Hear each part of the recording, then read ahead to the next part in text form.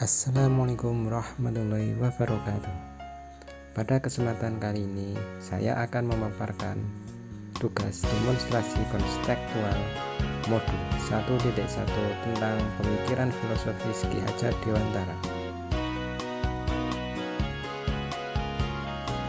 Ki Hajar Dewantara dikenal dengan nama kecil Raden Mas Suwardi Soejadiningrat.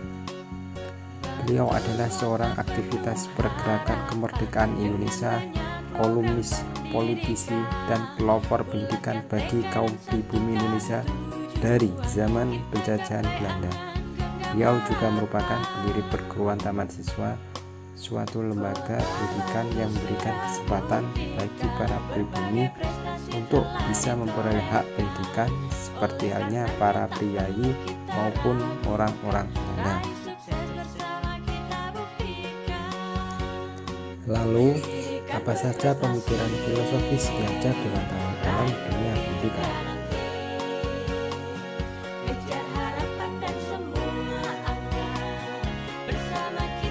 Yang pertama adalah tentang trilogi pendidikan ing ngarsa Sung Tulodo. Guru bisa memberikan contoh yang baik dalam perkataan atau perbuatan. Seorang pendidik harus bisa memberikan tauladan atau contoh tindakan yang baik setidaknya mengenai hal yang diajarkan. Yang kedua, ing madya mangunkarsa. Guru selalu ada di tengah-tengah murid untuk memberikan semangat. Di sini, guru harus mempunyai prakarsa dan ide dengan memberikan wawasan pengetahuan untuk siswa. Bukan hanya membaca ulang apa yang ada di buku dan yang dipegang siswa, atau malah hanya memberikan soal saja dan siswa disuruh untuk mengerjakan. Yang ketiga, tuturi handayani. Guru harus bisa memberikan dorongan dan arahan. Inilah tugas utama guru, yaitu sebagai motivator pendidikan, agar dapat menumbuhkan dan merangsang serta mengarahkan setiap potensi yang dimiliki oleh siswa. Harapannya, mereka dapat memanfaatkan potensinya secara tepat sehingga mereka dapat lebih tekun untuk mencapai cita-citanya. Filosofis yang kedua yaitu menuntun anak mencapai kodrat, di mana pendidikan itu hanya sebagai tuntutan dalam hidup anak-anak kita. Artinya bahwa hidup tumbuhnya anak terletak di luar kecakapan atau kehendak kita sebagai kaum pendidik. Ki Hajar Dewantara menjelaskan bahwa tujuan pendidikan adalah menuntun segala kodrat yang ada pada anak-anak agar mereka dapat mencapai keselamatan dan kebahagiaan yang setinggi-tingginya, baik sebagai manusia atau sebagai anggota masyarakat.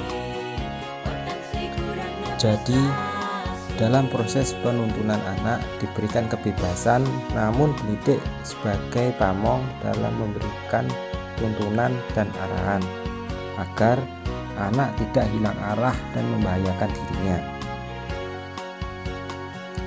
Kita sebagai pamong harus menuntun anak agar sesuai dengan kodrat alam dan zaman.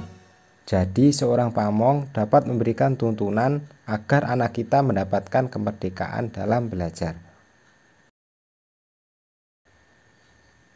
Filosofis yang ketiga yaitu tentang pembelajaran berpusat pada anak.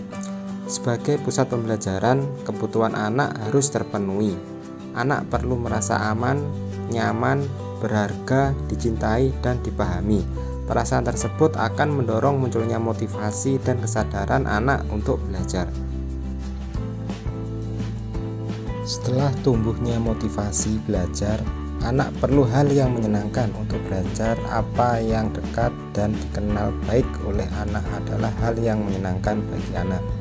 Sesuatu yang akan mulai dikenali anak karena anak sudah mendapat pengalaman dalam bentuk lain yang berhubungan dengan materi yang dibelajarkannya.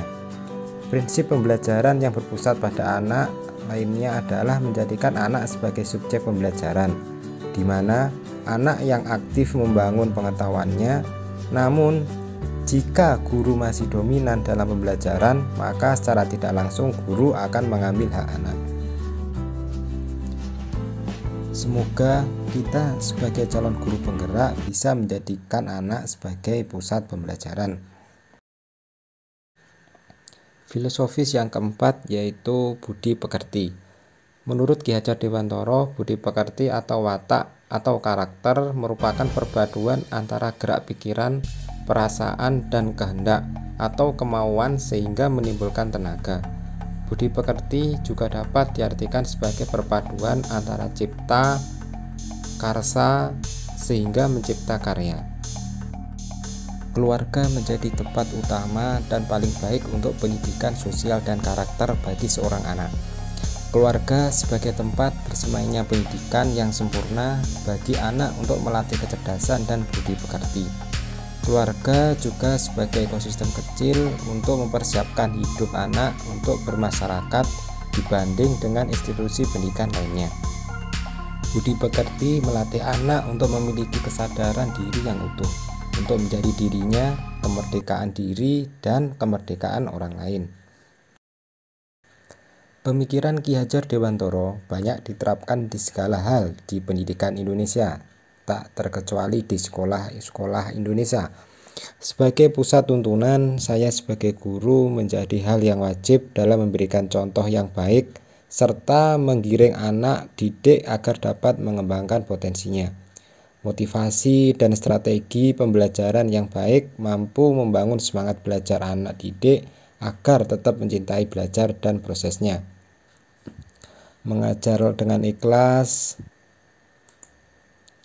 bergeraklah dengan tegas agar mencetak generasi yang berkualitas. Bergerak, tergerak, dan menggerakkan.